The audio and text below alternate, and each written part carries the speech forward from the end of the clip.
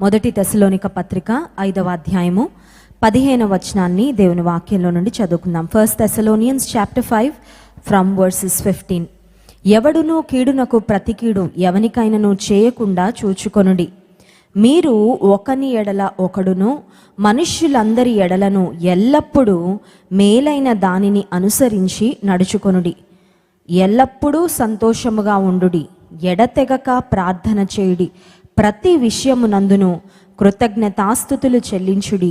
ఈలాగు చేయుట యేసుక్రీస్తునందు మీ విషయములో దేవుని చిత్తము. విశ్వాసులంగా దేవుని చిత్తాన్ని మనం తెలుసుకోవాలి అని కోరుకుంటుంటాం. దేవుని దగ్గరకు ఇనీషియల్గా వచ్చినప్పుడు చాలాసార్లు మన కోరికలు, మన ఆశలు, మన ఆశయాలు నెరవేర్చుకోవడం కోసం వస్తాం. దేవా, ఈ వ్యాధి తగ్గించు, లేకపోతే నా కుటుంబంలో ఈ మేలు చేయి, ఈ పరిస్థితిలో ఒక మార్పు తీసుకురా, నాకు ఇది కావాలి, నాకు ఇవ్వు అని అడగడానికి దేవుని వద్దకు వస్తాం. అయితే విశ్వాస జీవితంలో మనం ఎదుగుతున్న కొలది నా ఇష్టం కాదయ్యా నీ చిత్తమే అనే ప్రార్థన మనం చేయడం ప్రారంభిస్తాం. అంటే మన ప్రార్థనలో మార్పు వస్తుంది. We start praying differently. ఎందుకంటే మన ప్రణాళికల కంటే, మన ఆలోచనల కంటే దేవుని ఆలోచనలు ఉన్నతమైనవని మనం తెలుసుకుంటాం. కనుక ఆత్మలో మనం ఎదుగుతూ ఉన్నప్పుడు, దేవునిలో మనం బలపడుతున్నప్పుడు మనం ప్రార్థించే విధానంలో కొన్ని మార్పులు కలుగుతాయి. యేసుక్రీస్తు ప్రభు కూడా తన శిష్యులకు పరలోక ప్రార్థన నేర్పిస్తూ, పరలోకమందు నీ చిత్తం ఎలా జరుగుతుందో భూమి మీద కూడా నీ చిత్తం అలాగే నెరవేరును కాక అని ప్రార్థన చేయండి అని తన శిష్యులకు నేర్పించాడు. అయితే దేవుని చిత్తం ఏంటి? What is God's will? మన విషయంలో దేవుని చిత్తం ఏంటి అనే ప్రశ్నకు చాలా స్ట్రెయిట్గా 4 ఆన్సర్స్, 4 జవాబులు మొదటి తెస్సలోనిక పత్రిక 5వ అధ్యాయము 15వ వచనం నుండి మనం చదివిన మాటలలో 4 అంశాలు అక్కడ వ్రాయబడ్డాయి. విశ్వాసులంగా, రక్షణ పొందిన దేవుని బిడలంగా, క్రీస్తు సంఘంలో చేర్చబడిన వారంగా మన పట్ల దేవుని ఉద్దేశము, దేవుని సంకల్పం ఏంటి అంటే ఎల్లప్పుడూ, ఎడతెగక, ఆల్వేస్ ఆల్వేస్ ఆల్వేస్ ఆల్వేస్ అని 4 విషయాలు రాయబడ్డాయి. ఆ 4 విషయాలు ఏంటో ఒకసారి చూసుకుందాం. ఎల్లప్పుడూ మేలైన దానిని అనుసరించి నడుచుకొనుడి. Do what is good always. మేలైనది ఎల్లప్పుడూ చేయాలంట. మనకి ఎలా ఉంటుందంటే కొన్నిసార్లు మనకి మేలు జరిగితే మనం ఎప్పుడు మేలు చేయాలనుకుంటాం.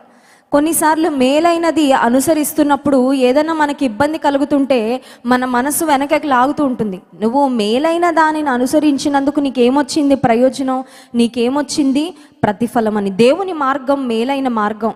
దేవుని మార్గంలో నడిచేవారు మేలుకరమైన కార్యాలే చేస్తారు.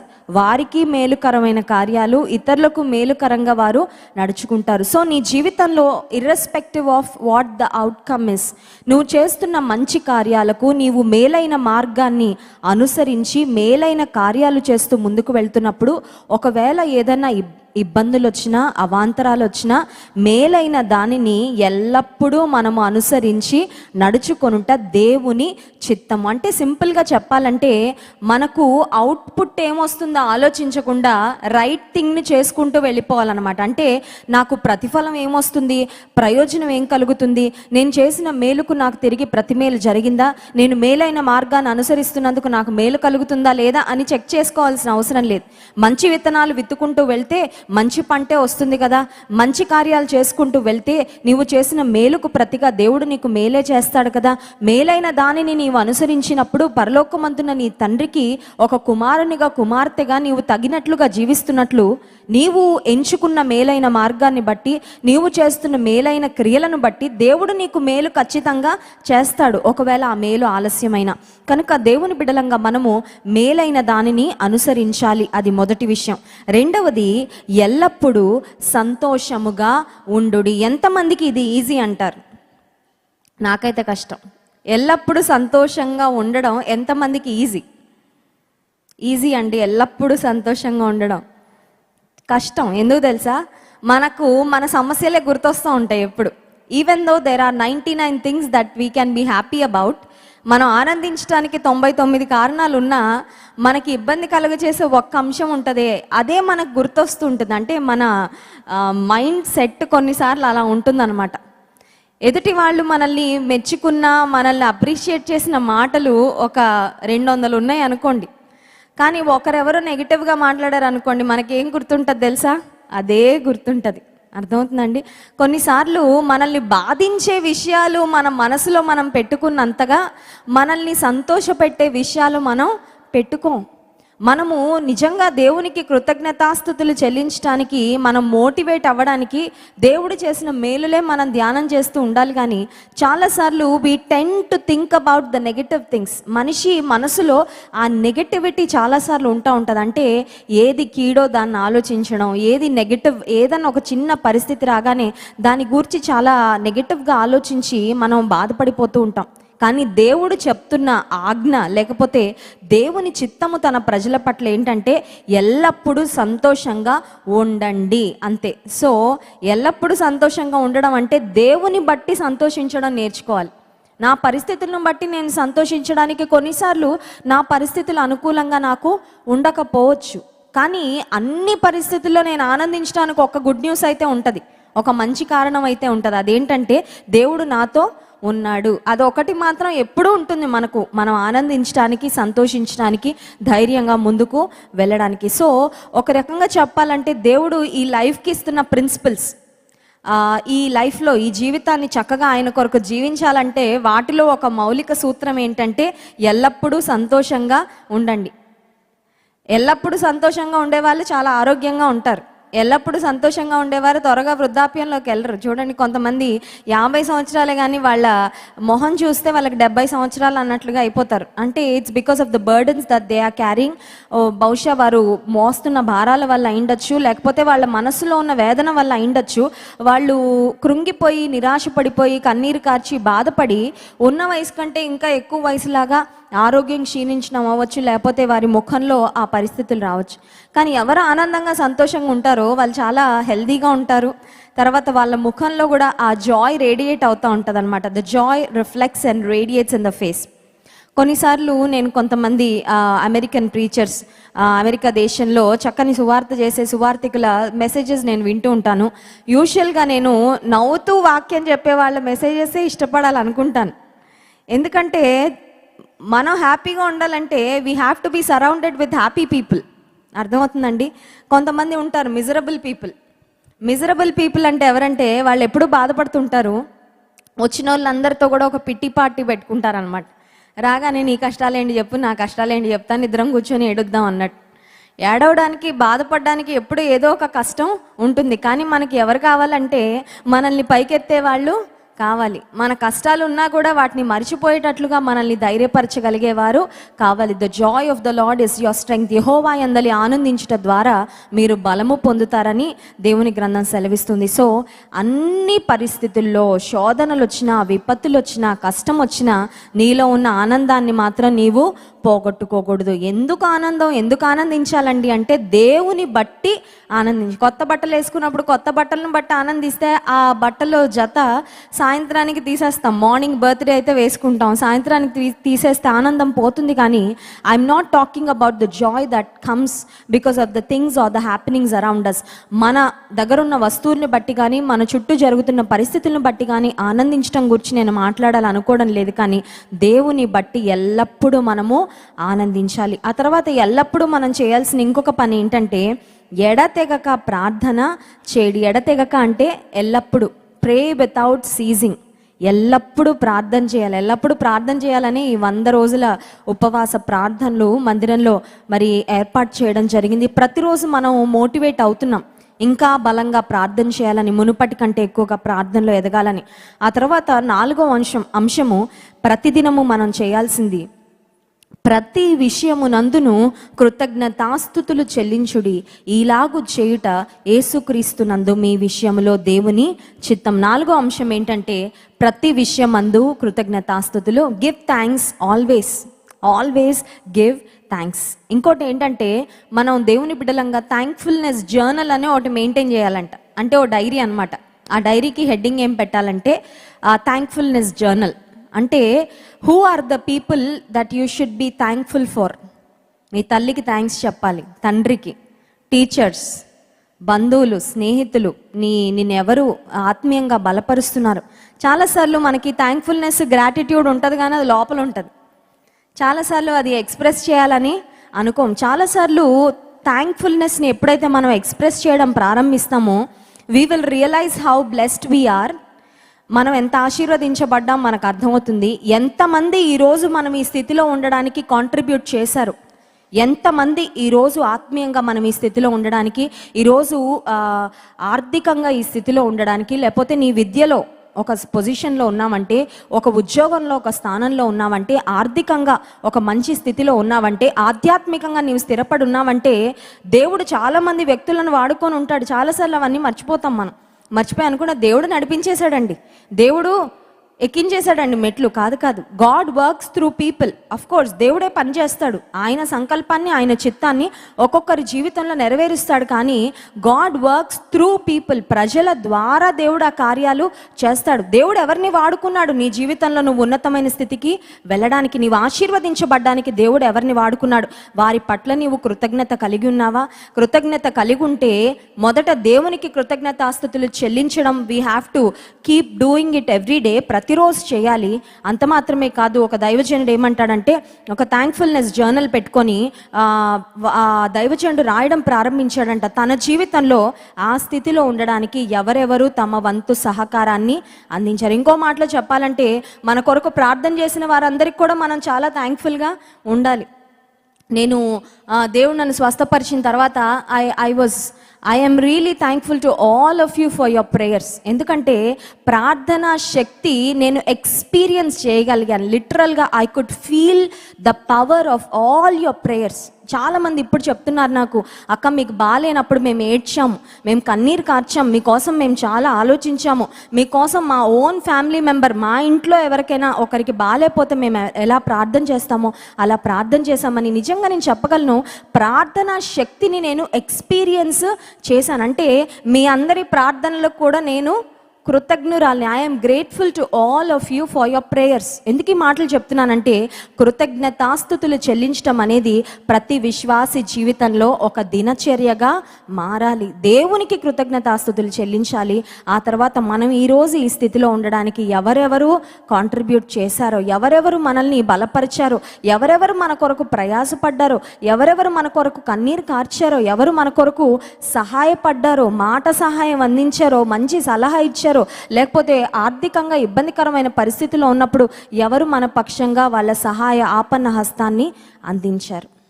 విశ్వాస జీవితంలో లోకస్తులకు, దేవుడు లేని వారికి దేవుడు ఉన్న వారికి మధ్యలో ఉన్న ఒక గొప్ప తేడా ఏంటంటే, God's people are people full of gratitude. కృతజ్ఞత కలిగిన వారు దేవుని ప్రజలు. ఎప్పుడైతే మనకు కృతజ్ఞత ఉంటుందో మనకు అర్థమవుతుంది ఏమనంటే, మన స్వశక్తితో మనం ఏమై ఉన్నామో అది మన స్వశక్తితో మనం కాలేదని.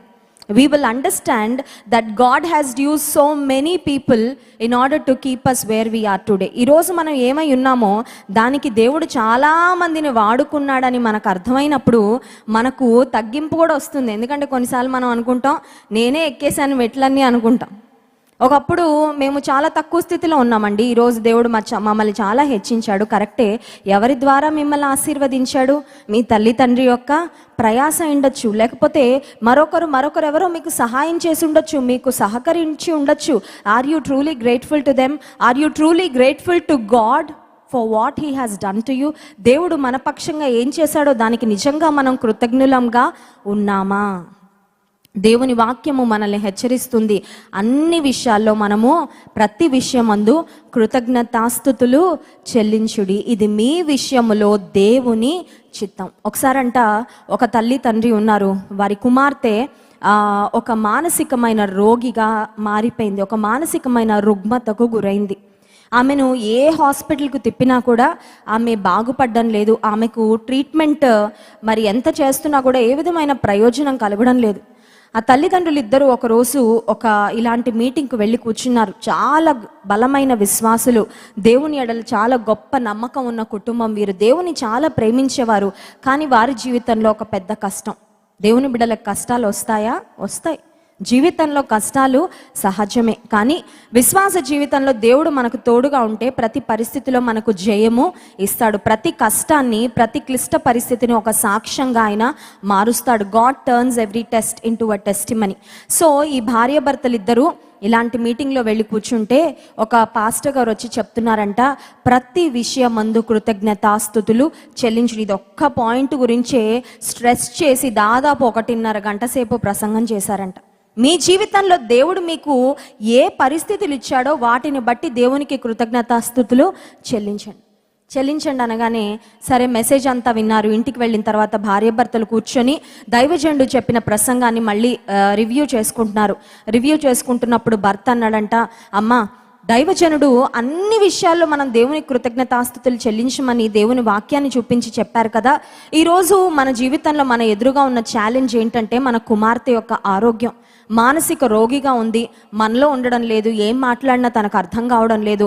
ఇంకా కొన్ని రోజులైతే వివాహ వయసు వస్తుంది, తన భవిష్యత్తు ఏంటి, మనం ఎల్లకాలం ఉండం, తను ఎలా బ్రతుకుతుంది, హౌ విల్ షీ సర్వైవ్, ఈ లోకంలో తను ఎలా బ్రతుకుతుందని చాలా చింతగా బాధగా మనకుంది. కానీ దేవుని వాక్యాన్ని మనం పాటిద్దాం. We will start following what the word of God says.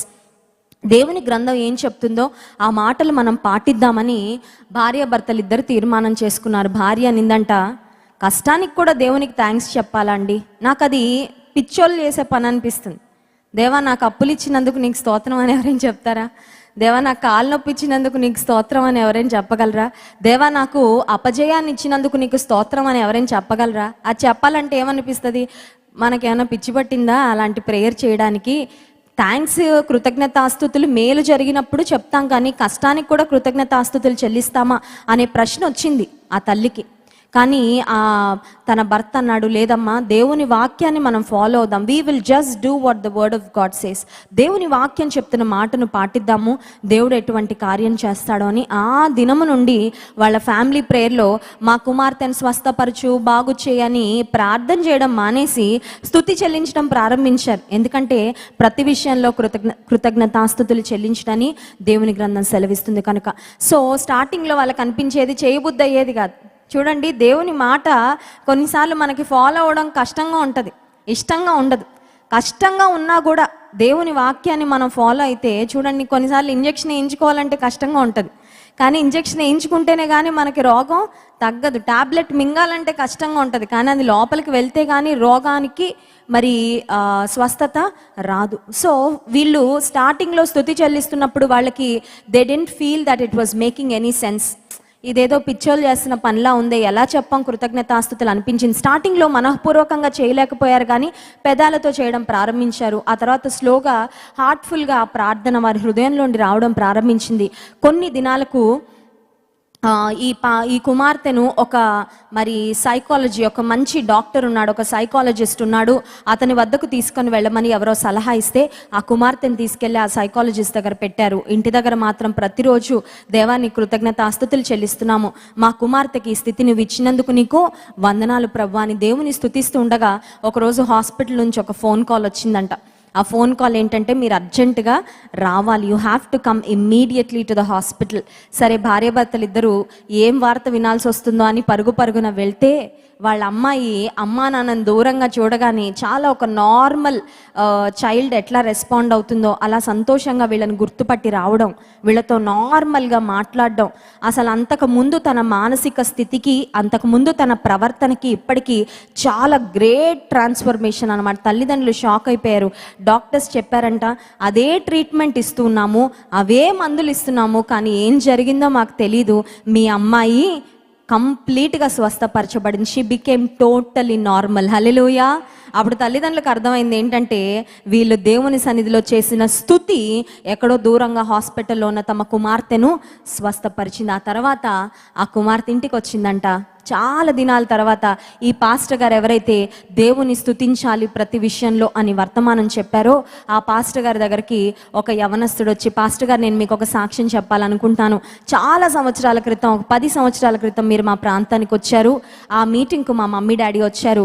మా సిస్టర్ ఒక మానసికమైన రోగి, ఆమె ఎంతమంది సైకాలజిస్ట్కి చూపించినా, ఏ హాస్పిటల్స్కు తీసుకెళ్ళినా ఆమె వ్యాధి నయం కాలేదు. కానీ ఆ రోజు మీరు చెప్పిన ప్రసంగం ద్వారా మా అమ్మ నాన్న దేవుని స్తుతి స్తుతించడం ప్రారంభిస్తే మా అక్క బాగుపడింది, మా అక్కకు వివాహం అయింది, ఇప్పుడు 2 బిడ్డలకు తల్లయింది, she is having a good life, మంచి జీవితాన్ని జీవిస్తుంది, షీఈస్ వెరీ హ్యాపీ. ఇంకా మా కుటుంబంలో దుఃఖపడ్డానికి కానీ, బాధపడ్డానికి కానీ, దిగులు పడ్డానికి కానీ ఏ పరిస్థితి లేదు. దేవుడు చాలా గొప్ప కార్యం చేశాడని ఆ కుమారుడు వచ్చి, ఆ అమ్మాయి వాళ్ళ తమ్ముడు వచ్చి సాక్ష్యం చెప్పాడంటే. ఎందుకు ఈ మాటలు చెప్తున్నానంటే, దేవుని వాక్యంలో శక్తి ఉంది. There is power in the word of God. ఆ పవర్ ఎవరు ఎక్స్పీరియన్స్ చేస్తారంటే, దేవుని వాక్యాన్ని ఎవరు ఇంప్లిమెంట్ చేస్తారో వాళ్ళు ఎక్స్పీరియన్స్ చేస్తారు. దేవుని వాక్యాన్ని ఇంప్లిమెంట్ చేసే మనస్సు మనకుంటే, దేవుని వాక్యాన్ని వినువాడును చదువువాడును దాని ప్రకారం జీవించేవారు ధన్యులని ప్రకటన గ్రంథం 1వ అధ్యాయంలో దేవుని వాక్యం సెలవిస్తుంది. కనుక ఈ రాత్రికాల సమయంలో దేవుని చిత్తము మన పట్ల 4 అంశాలు చెప్పాను, ఒకసారి రివైజ్ చేసుకుందామా. మొదటి అంశం ఏంటి? మేలైన దానిని అనుసరించి నడుచుకోవాలి ఎల్లప్పుడు. రెండవదిగా, ఎల్లప్పుడూ సంతోషంగా ఉండాలి. Let us try to be happy. Let us try to be happy. Let us put some effort to be happy. ఎలా అయిపోయింది చూడండి జీవితం. చిన్నపిల్లలకి ఎప్పుడు హ్యాపీగానే ఉంటారు వాళ్ళు, కానీ పెద్దోళ్ళకి ఏంటంటే వయసు పెరిగే కొద్దీ భారాలు తల మీద వచ్చి పడతా సంతోషంగా నవ్వాలంటే కూడా మన కష్టాలన్నీ గుర్తొస్తూ ఉంటాయి కొన్నిసార్లు మనకు. కానీ ఎల్లప్పుడూ సంతోషంగా ఉండుడి అని దేవుడిచ్చిన ఆజ్ఞ. So we have to be happy. Rejoice in the Lord always. మూడవదిగా, ఎడతెగక ప్రార్థన చేయడి. నాలుగవదిగా, ఎల్లప్పుడూ కృతజ్ఞతాస్తుతులు చెల్లించుడి. 4 మనం చేసినట్లయితే దేవుని చిత్తాన్ని మనము నెరవేర్చిన వారం అవుతాం. దేవుని చిత్తాన్ని, ఆయన సంకల్పాన్ని నెరవేర్చే వారంగా దేవుడు మనందరికీ తన కృపను అనుగ్రహించును గాక. ఆమేన్.